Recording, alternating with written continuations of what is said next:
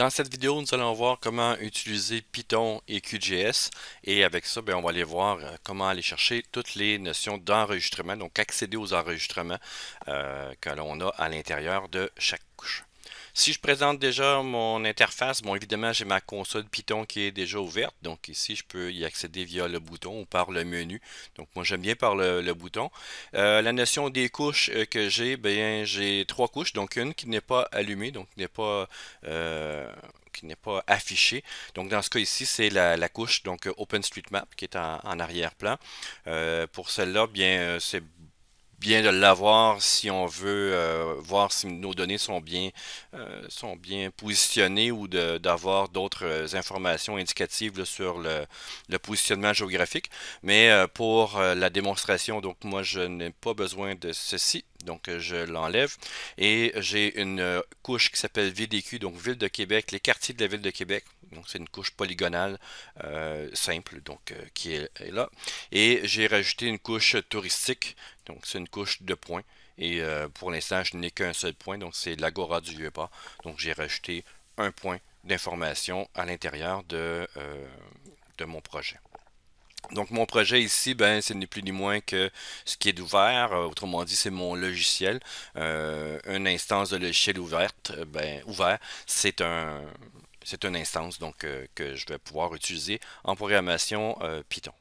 Donc, si je rouvre ma console ici, je peux accéder à mon projet. Donc, des gens vont utiliser déjà iFace parce que c'est déjà intégré à l'intérieur de la console Python. Moi, j'aime bien passer par projet. Donc, si jamais je ne suis pas à l'intérieur de la console Python, j'utilise une manière, entre guillemets, hybride qui va me permettre de travailler à peu près de la même manière que ce soit à l'intérieur de la console Python de QGIS ou à l'intérieur d'un IDE, donc d'un environnement de développement Python autonome, donc qui va utiliser évidemment le logiciel QGIS, mais qui ne sera pas n'utilisera pas l'interface de QGIS. Donc, un peu plus tard, je ferai une démonstration, donc une vidéo de démonstration sur comment utiliser QGIS avec Python sans ouvrir le logiciel, donc sans utiliser la console Python de QGIS. Donc, pour l'instant, c'est qu'on va utiliser encore une fois la console. Donc, je vais faire aussi certaines récapitulations donc, de ce que l'on a déjà vu. Évidemment, je dois réaccéder à mon projet, je dois réaccéder à mes couches, ainsi de suite. Donc ça, c'est toutes des choses que l'on a déjà vues et je vais les refaire. Donc ça va permettre de faire un certain rafraîchissement aussi là-dessus, donc des connaissances. Donc j'ai ici la notion de projet. Donc pour aller chercher ça, c'était QGS Project. Donc là-dessus, et j'allais chercher mon instance. Donc autrement dit, je me branche sur le logiciel directement.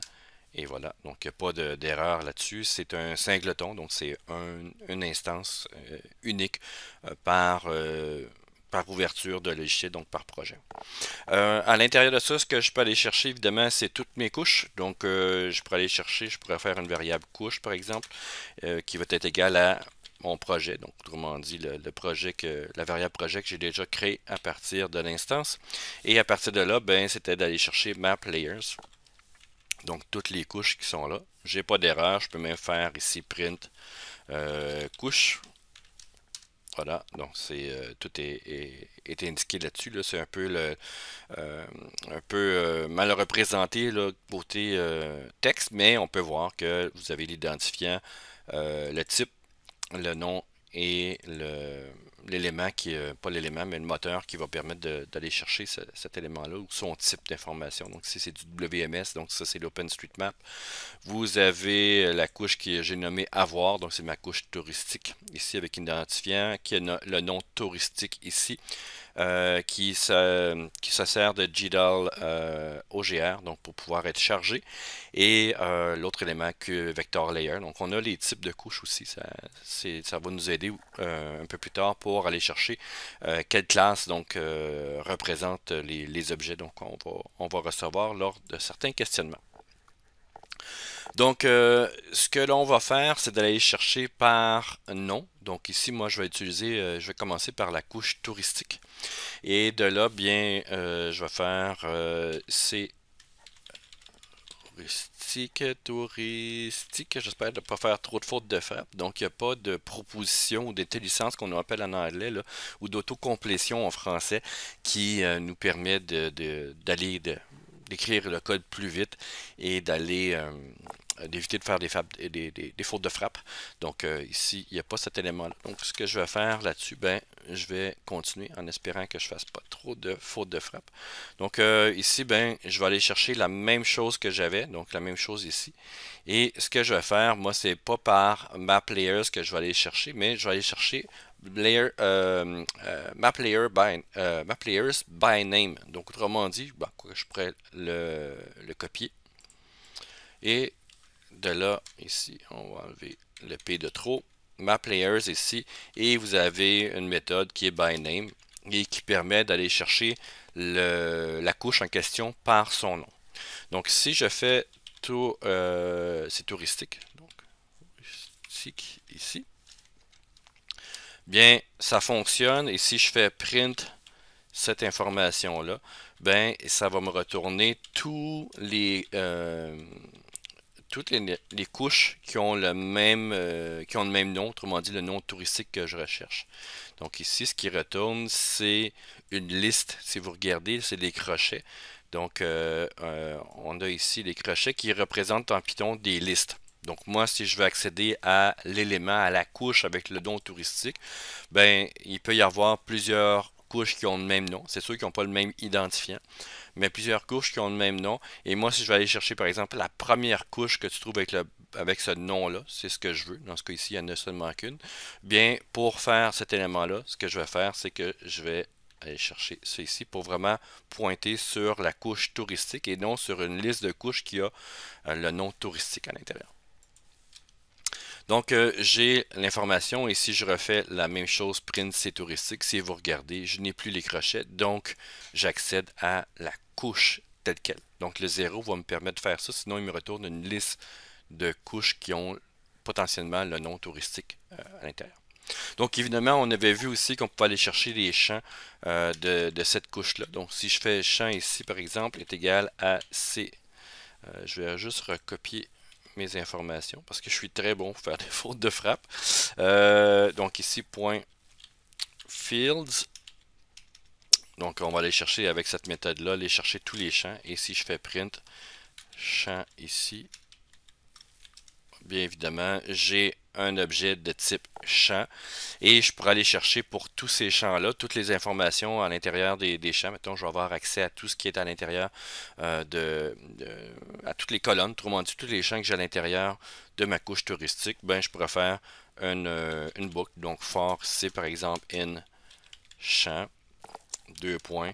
Et à l'intérieur de ça, ben, je pourrais dire ici print c.name. Donc, je peux aller chercher l'attribut de nom, le nom du champ en question, et je peux faire c. Par exemple type name, autrement dit ça va être le type de champ que j'ai.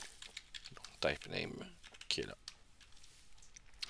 Donc oups, ici il me dit que le bloc print, on va le voir, ça serait peut-être plus facile de le faire avec la notion ici. Donc vu que j'ai déjà été chercher mes champs, je vais juste recopier ceci. Et des fois, ça devient plus facile quand on a des boucles ou des conditions de retravailler avec cette console-là. Je vais la grossir aussi un peu. Donc, ça marche.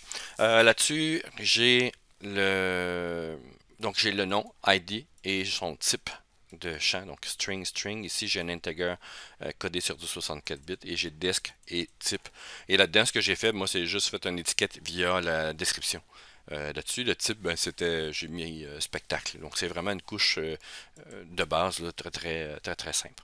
Donc, on peut aller chercher les notions des champs ici. Donc, ça aussi, on l'avait déjà vu, mais bon, tant qu'à faire une récapitulation, ben, je le montre aussi. Donc, pour aller chercher les enregistrements, ben, la notion qui est retournée ici à l'intérieur de lorsque j'ai fait ici, on va remonter. Est-ce que j'ai accès ici à l'information? Ouais. Donc lorsque j'ai été chercher ici un map layer by name, ce qui me retourné ici, c'est un QGS layer. Donc autrement dit, ce que je vais aller voir dans documentation ici de QGIS Python, donc toute la documentation de l'API, autrement dit de QGIS en format Python, ben, je peux aller chercher QGIS Layer, qui est là, et c'est Map Layer plutôt. Map Layer, ici. Ben, ce qui retourne ici, le QGIS Map Layer, retourne un objet plus général, donc dans lequel je peux aller chercher bon, son CRS, autrement dit, c'est son Coordinate System, là, sa référence spatiale, bon, l'étendue, ainsi de suite. Ça, il n'y a aucun problème là-dessus, donc je pourrais même le montrer. Donc, on l'avait déjà vu, mais dans ce cas ici, ça serait C. Bon, on peut voir ici que c'est des Q-Vector Layers. C'est ça que je voulais vous montrer par après. C'est touristique ici. Donc, print c'est touristique.crs par exemple. Ici, et j'ai l'information ici du système de référence, donc 4326, qui est ni plus ni moins que du latitude longitude WGS 84. Donc à l'intérieur de ça ici, ben, le QMap Layer peut retourner aussi, autrement dit, englobe, si on veut, d'autres objets. Et ce qui est vraiment retourné à l'intérieur de ça, donc quand je fais aller chercher ma couche, en guillemets, ben, il pourrait retourner des layers de type matriciel et des layers de type vectoriel. Donc dans ce cas ici, ce que je vais faire, moi, c'est d'aller chercher la notion de QGIS Vector Layer. Bon, je l'avais déjà cherché auparavant. Et c'est ça qui est retourné plus précisément. Donc c'est vraiment un QGIS Map Layer qui est retourné, mais plus précisément, c'est un QGIS Vector Layer. Donc, il y a des héritages là-dedans pour ça. Et si on regarde plus bas dans la documentation, je vais accéder aux méthodes, aux signaux, donc signals, que je vais avoir et aussi aux attributs. Donc, si vous regardez, je peux faire un paquet d'affaires ici là-dedans. Donc, les signaux, et je ne semble pas avoir d'attributs, ou peut-être plus bas, peu importe. On va aller chercher ces éléments-là. Et ce que je peux aller chercher à l'intérieur de ça, ben, il y a plusieurs éléments. Donc, je peux aller chercher l'étendue. Ben, l'étendue, bon, je pourrais aller chercher le CRS aussi, j'imagine, qui doit être là. Donc, des fois, il y a des redondances qui peuvent être faites, des fois non. Et à partir de là, ben, je peux aller chercher aussi Get Features. Get Features, ici, ce que ça va faire à l'intérieur de cet élément-là, ça va me chercher toutes les entités. Donc, je peux aller chercher toutes les entités que j'ai à l'intérieur de ma couche. Donc, autrement dit, ce que je vais faire, c'est touristique ici, point get features, ici. Et je vais l'appeler entité sans accent. Ça semble fonctionner. Et si je fais print ici, entité, ce que ça va retourner, ben ça me retourne ici un feature itérateur, un itérateur donc d'entité, QGIS feature itérateur. Et dans ce cas-là ici, ben je peux aller chercher tous les éléments à l'intérieur. Donc autrement dit, c'est un itérateur Python dans lequel je peux faire une boucle pour aller chercher tous les éléments. Donc, ce que je vais faire là-dessus, ben, je vais utiliser ma console ici à droite. Donc, je vais faire for, par exemple, for E in entité. Tiens. For E in entité ici. Ben, je vais dire ici print E. Autrement dit, ça veut dire parcours toutes les entités et imprime les informations. Ben, il y a un QGIS feature qui retourne. Donc, dans ce QGIS feature-là, ben, qu'est-ce que je vais faire là-dessus? Ben, je peux aller voir lorsque je vais cliquer ici sur Get Features ici. Il me dit que ça va faire retourner les entités. Et ce que ça va retourner ici, ça va retourner un QGIS feature et dans lequel je peux aller chercher d'autres informations. Donc, par exemple, son ID, ses attributs, il y a un paquet de choses que je peux aller chercher à l'intérieur de ça, ses champs. Donc, ben, les champs, je peux déjà les avoir par l'élément plus haut, donc dans la notion de couche, mais je peux aller chercher sa géométrie, donc un paquet d'informations que je peux aller chercher là-dessus. Donc, par exemple, si je veux faire afficher ici E, donc pour chaque enregistrement, je peux avoir attributes, donc point attribute. attributes ici, ben il va aller me chercher tous les attributs. Donc autrement dit, si je fais ceci, e.attributes, oui, ici il y a du texte, non, ça c'est seulement que le texte, il semble pas avoir retourné quelque chose d'autre, on va aller voir. Print e.attributes, ça devrait être bon. Il y a quelque chose que il semble pas y avoir, ne semble pas fonctionner. On va aller voir dans la documentation ici, donc je devrais avoir attributes. Donc tous les attributs ici. Et dans attributs, ben je devrais avoir aussi, ben c'est une liste d'attributs qui devrait ressortir ici. Donc key feature, ça c'est pour aller définir des attributs.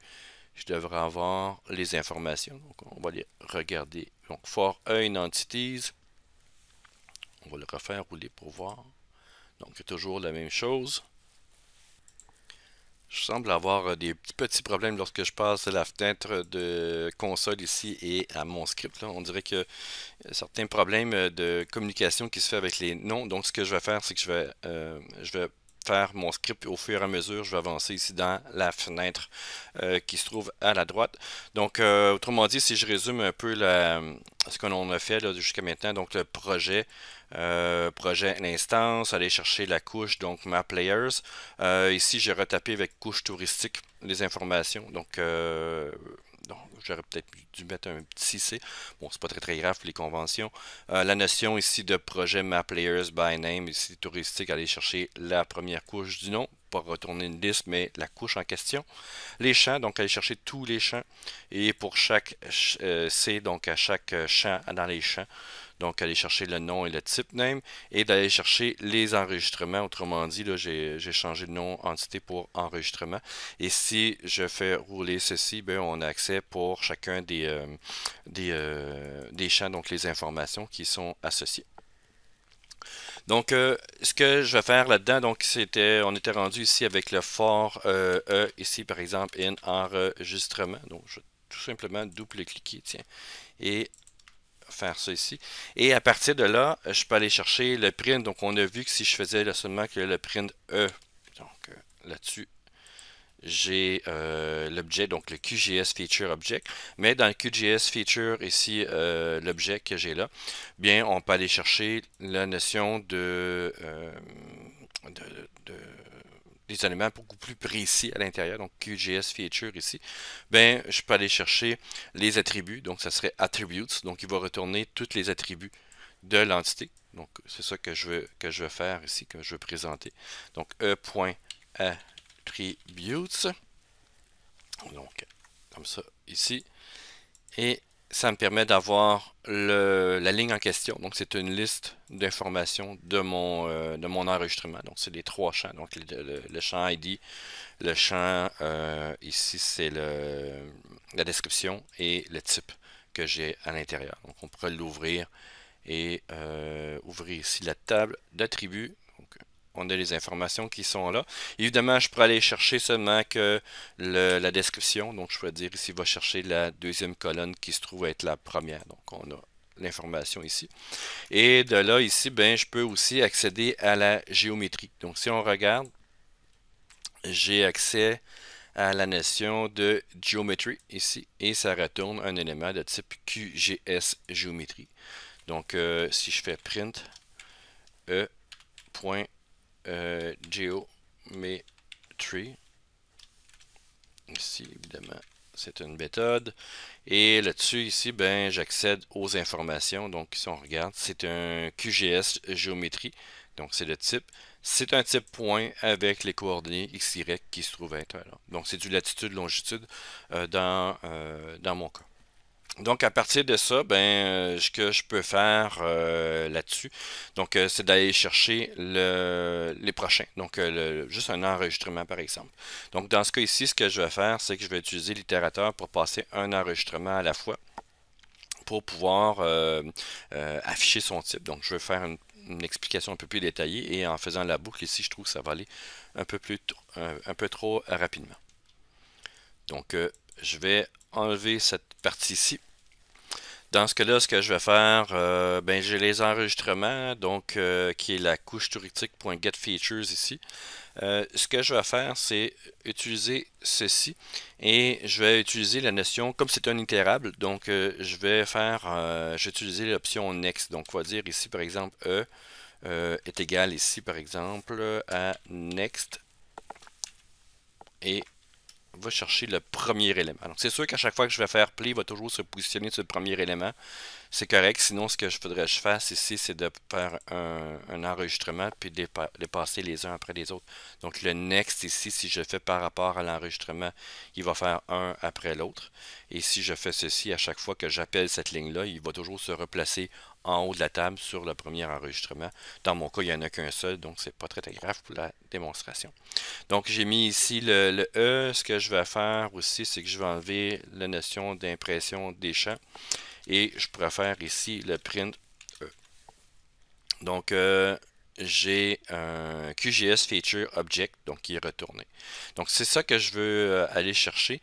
Et là-dedans, dans le QGS Feature Object, donc le premier élément, ben, je peux aller chercher sa géométrie. Donc, encore une fois, aller chercher les éléments. Et pour pouvoir accéder à cette partie ici, ben, si on regarde dans la notion de QGS Feature qui est là, donc point ici Geometry, donc je peux aller chercher encore la même chose. Donc, on va réaccéder à ça, voilà, au point. Et je peux lui dire ici, bon, je pourrais le questionner à savoir c'est quoi son type? Est-ce que c'est un point, une ligne, polygone? Et bon, ici, on peut le voir, c'est un point. Et à l'intérieur de ça, ce que je peux aller chercher aussi là-dessus, donc la notion de géométrie, ben, j'ai des méthodes ici.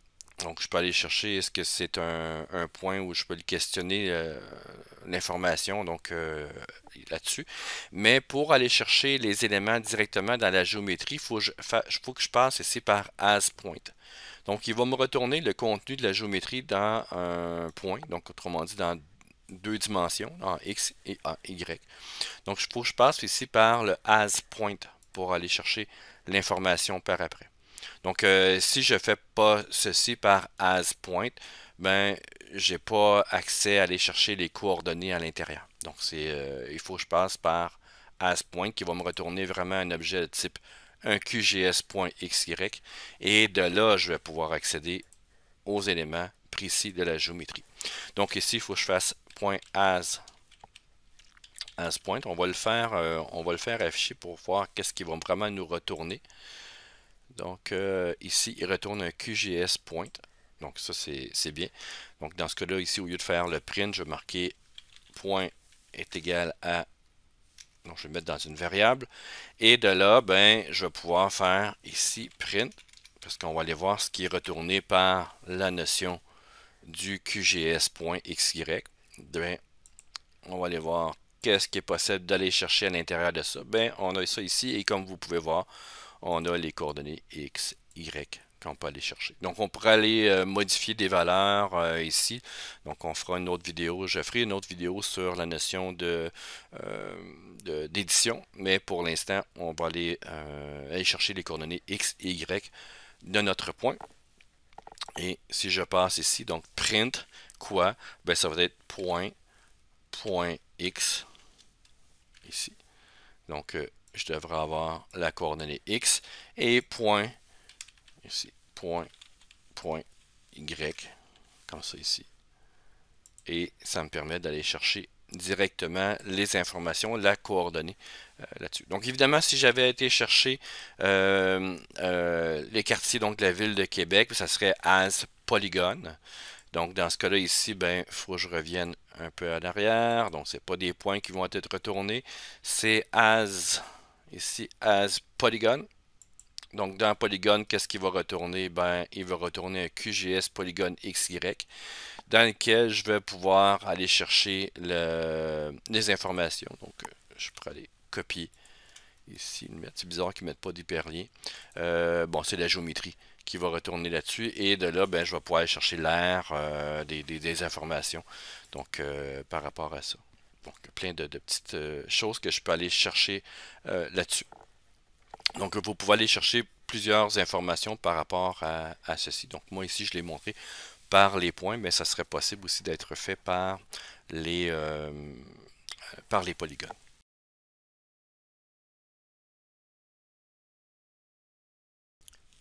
Pour la notion des polygones, donc j'ai ici encore une fois la notion des villes de Québec. Ce que j'ai fait, c'est que j'ai remplacé les informations ici pour faire vraiment une démonstration avec les polygones.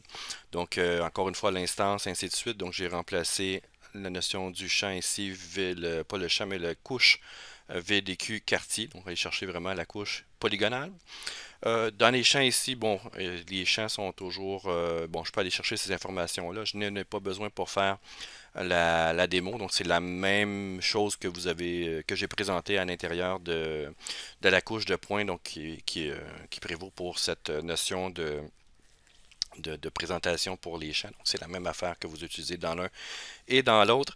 Et pour les enregistrements ici, donc Get Features, ça reste la même affaire. Je vais chercher la première entité et je fais Print E ici. Donc, vous avez un QGS Feature qui est ici.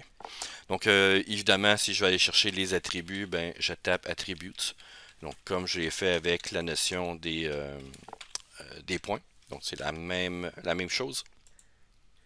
Donc, en faisant ça ici, j'ai accès au premier enregistrement. Si je vais accéder aussi à la géométrie, c'est la même affaire. Donc, géométrie. Ici, on va le faire comme ça. Donc, on va taper comme faux. Et de là, ben, j'accède à la géométrie. Donc, autrement dit, un polygone, c'est quoi? C'est une liste de points. Donc, que j'ai à l'intérieur. Donc, c'est une liste de sous-éléments de points. Et de là, ben, si on regarde dans la notion la notion de géométrie que j'ai ici, bien, on peut voir que ben, ce qui est retourné ici, c'est un multipolygone Z. Donc, autrement dit, c'est un multipolygone qui est retourné. Et pour y accéder ici, ben, as multipolygone que je devrais aller chercher. Donc, et qui va retourner lui-même un QGS polygone XY. Donc, ça veut dire ici géométrie.as multipolygone ici. Et si vous regardez la notion de multipolygone, ce qui retourne ici, ben, c'est un contenant, c'est des listes de points. Et comme je peux avoir plusieurs sous-parties, donc c'est multipartie, cette polygone-là, cette couche de polygone-là, ben, un enregistrement peut être multipartie. Et dans ce cas-là, ici, si vous regardez, c'est une liste de QGS.xy, donc autrement dit, ce que j'ai présenté tantôt. Et pour aller chercher la notion du premier élément, donc je peux va chercher le premier élément 0. Donc autrement dit, ce qui me retourne, c'est la première partie, le premier élément à l'intérieur. Donc j'ai plusieurs informations et lorsque je vais accéder à la partie 0 ici, ben, je vais accéder à un point. Donc c'est une liste de points. Et là-dedans, ben, j'ai mon point qui est ici. Et si je vais aller chercher son information en X ici, ben, je fais X et j'accède aux informations. Donc, je pourrais me faire une boucle pour pouvoir faire l'itération sur ces éléments-là. Donc, ça ressemble à peu près à ceci lorsque vous travaillez avec des polygones.